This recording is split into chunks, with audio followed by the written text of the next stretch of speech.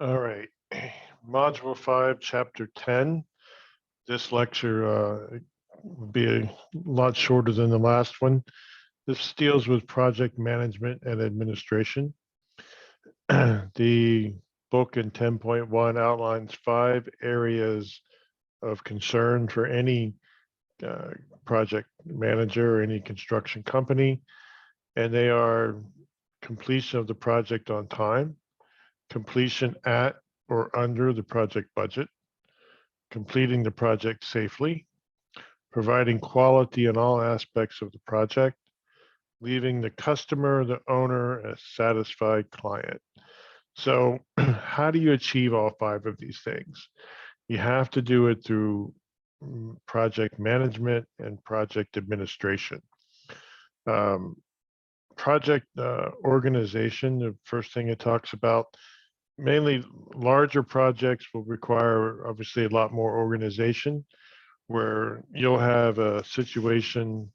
I'm merging these two here. You have a situation on these figures 10.1 and 10.2 where you get a project manager that might ride over top of a project superintendent. The superintendent's on site, and that superintendent deals with the foreman from each of these different subs, so that if you're dealing with like the prime contractors, it's called craft labor. That could be like framers, steel fabricators, and then you have different other levels of subcontractors. Each one's going to have its own foreman.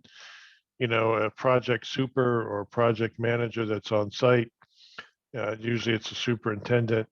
They're not going to talk to every laborer. They're going to want one person from each area of the subcontractors, and sometimes subcontractors have subcontractors. And this level of organization will be passed down through each one of those different levels, where someone has to be over top of the ones below them, and they end up reporting to somebody above them. A company on 10.2 that has multiple projects will have multiple superintendents and maybe have one project manager over, 3 or 4 or 5 or 10 different superintendents.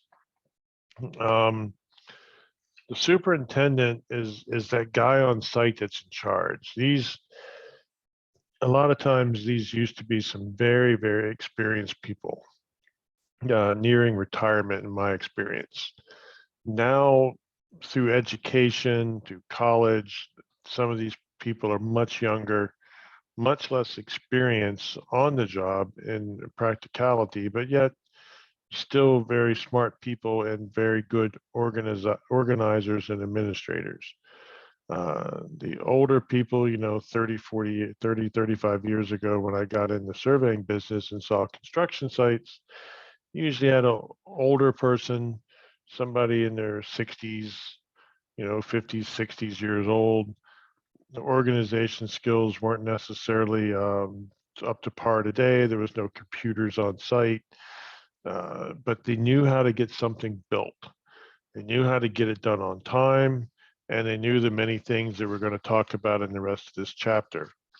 Today, a lot of people, like I said, use computers. They have software to help track things and help with scheduling. It doesn't require the same level of experience as it did 30 years ago. The job site computer is a huge asset now. It tracks personnel, it tracks who's on the site. You can have key cards when people come into a site that are automatically uploaded to a computer, so you know who's there. Every sub of every employee that's on site. You know how long they're there for, when they leave, that type of thing. 10.8 starts various aspects of project management, um, things like field productivity, just being able to produce something and measure how well something's being produced. The efficiency at which something is being produced is a big thing nowadays that helps with software. Your project administration, you're still trying to get things under budget, on time, and safely. That is a big thing. And one of the things that you pull off to do this is various project meetings. You can meet with superintendents or the superintendent can meet with different foremen, make sure people are on track. But a big one they have at construction sites are safety meetings now. You'll have a weekly safety meeting. Um, because you can't have an injury. I mean, a guy might get hurt, but you can't have a death. You cannot have an accident on your site that results in a death or substantial injury to somebody. You just cannot have it happen. One, it's going to cost you a lot of money. It's going to cost you time, uh, and it's just not what you want on your record. You certainly do not want to see people die or see people seriously injured. It does happen in construction accidents, but you got to avoid them at every bit of cost, every cost you can. From the company standpoint, you try to protect yourself against every form of liability, such that if there's an accident that occurs, that you've done everything you can to prevent it. And as we read in the previous module, we talked about indemnification and how to protect yourself from the accidents and things that are caused by others. One of the things with project management is making sure that the owner pays and you have a schedule of payments, so that, as you know about that, when those payments come, you can actually make sure that you're in line with your subs and you know how to disperse that money most efficiently and get the most done for the dollar that the owner's given you. 10.13 should be something rather familiar to you. The shop drawings were the key to the Hyatt Regency Hotel accident. And shop drawings are the ones that need to be reviewed by certain professionals. They'll need to be reviewed by the general contractor, and everybody has to check off on shop drawings. Shop drawings are defined as fabrication, erection, and setting drawings, manufacturer standard drawing or catalog cuts, performance and test data, wiring and control diagrams, schedules as for hardware, lock sets, samples, and descriptive data pertaining to material, machinery, and methods of construction. These things are prepared by manufacturers or fabricators like steel fabricators, or even people that do like concrete boxes for manholes and storm drains. Those are all fabricated. Anything along those lines have shop drawings, and they need to be reviewed by the appropriate people and checked off and approved. And you have to make sure you build them according to the shop drawings. It's the approval process that is in 10.14 that was not followed very well as the quality control process in 10.15 that led to the disaster at the Hyatt Regency. Other than dealing with quality control and all those things that we just sort of breezed over, one of the things that you have to deal with in project administration is your materials management. You got to have things on site. You can't be waiting for material and have guys not working or have subs leave your site when they should be on site. If subs leave your site because they don't have something to do, they're not coming back right away. They're going to go find something to do, and you're going to have to wait even longer on them. One of the common things right now might fall a little bit under this expediting of materials, but one of the common things now is pre-ordering material, storing it. I mean, right now materials are skyrocketing in price, and sometimes things have doubled and tripled over the last year in price. And when you need to do something, you go ahead and buy it all up front. So a general contractor, while they might not get payments from the owner, they might just buy all their supplies up front and have them stored and ready to go because of the cost, but cost fluctuating right now. But you can't wait on materials. You have to keep people working. That is most efficient use of personnel, is to keep them moving. Part of your project administration also is deliveries. Not everything might be brought up front, but you got to make sure it gets on time and that you got an effective way to have something delivered. You can have something that needs repaired, same type of situation. You got to have methods in place to have equipment repaired, have things done with regards to any maintenance. A lot of times equipment needs maintenance. You have mechanics that go on site and do preventive maintenance on your heavy equipment. Dust is a difficult thing on equipment.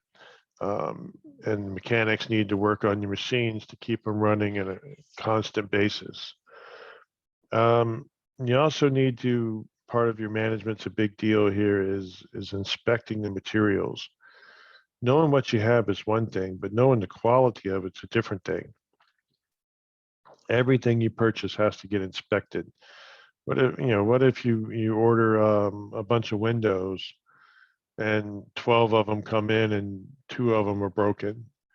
If you don't inspect every piece of that box that shows up with 12 windows in it, you're not going to know that 2 were broken.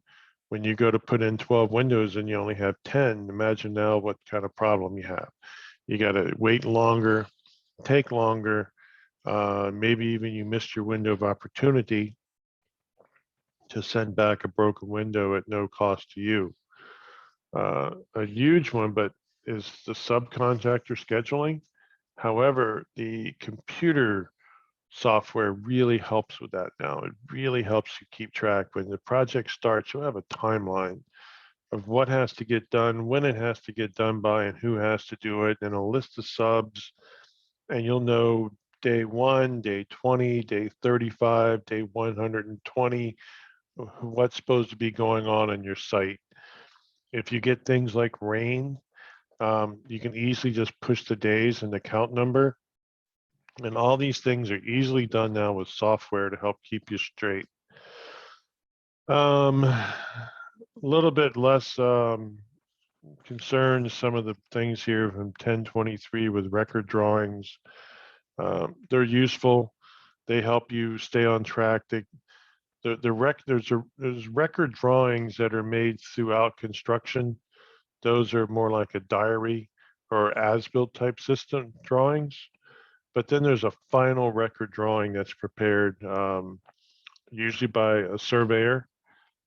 Shows you exactly what's been built and where it's been built, and maybe sometimes in the building, the general contractor might scan the building.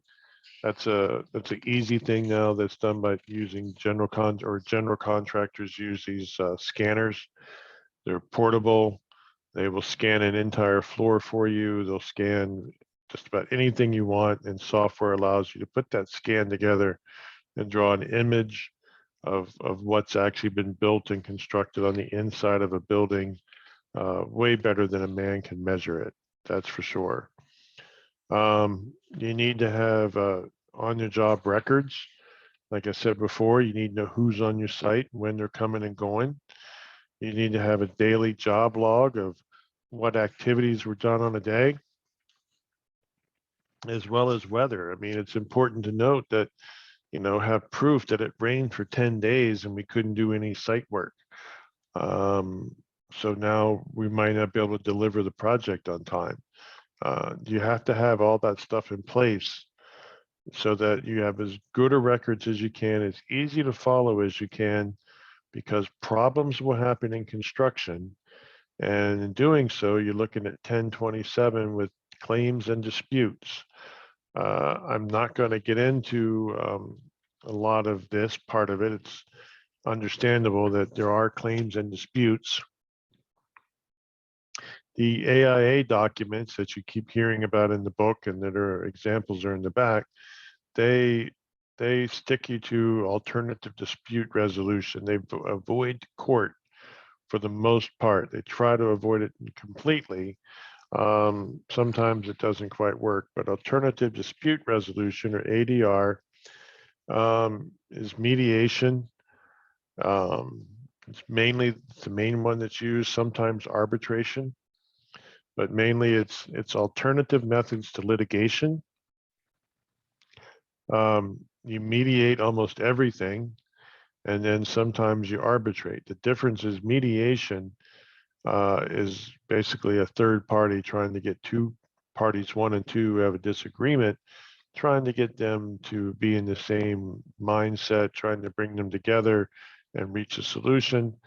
Arbitration is construction arbitration is usually in front of a 3-panel, we'll call them a judge, but they're not judges. They're people who have expertise in the business, usually a professional license, maybe an architect, an engineer, something like that, plus a third person. It's a 3-person council that hears your case, much like a appellate court would, where you don't necessarily always have a lot of witnesses, but you have lawyers present everything and you have some discussion back and forth, and arbitration can be binding or not binding. There is now an appeals process and one level of appeal for binding arbitration in the construction industry. So keep in mind that that's generally the preferred method of handling disputes. And the reason you don't go to court is because it's extremely difficult to educate a judge and a jury, or a jury, in construction claims. They all have to be educated. You have to bring in expert witnesses, and you have to teach 12 members of a jury about what it is to build a building and where it can go wrong and who's at fault. It's a lot of instruction, a lot of time that goes into it, whereas the arbitration model, those are experts in construction that are your arbiters. One last thing I want to point out, which is kind of interesting, and it's more of a trend now, is 1039, and that is lean construction. There's the book talks about the Construction Industry Institute has this continuous process of elimination of waste, meeting or exceeding all customer requirements, focusing on the entire value stream, and pursuing perfection in the execution of constructed projects. So what does it talk about? There's a whole method of trimming waste. We talked about things like the 210 net 30, not having extra supplies, not having to, a site work, not having to do something twice. I've known of times where pavement has to be ripped out, curbing has to be ripped out, pipes have to be, utility pipes have to be ripped out and reset. I've seen situations where sewer is supposed to flow downhill. It doesn't go downhill. The pipe's going the wrong way. You got to adjust manholes. You got to take out pipe. All these things are problems that occur and create waste of time, waste of resources, waste of materials, and that just eats up profit and takes down time. So there's a whole method of lean construction. You can go look at some of them if you want.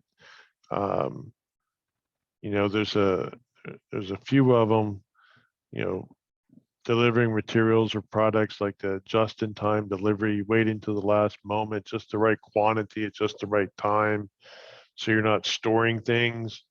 That's a trade-off because you got to make sure you have your materials. So each one of these ways to try to cut costs and save time has a trade-off of something that the industry was always wanting to do and trying to trim the fat a little bit. So this wraps up chapter 10. And again, I hope you have a wonderful week and look forward to the lectures next week.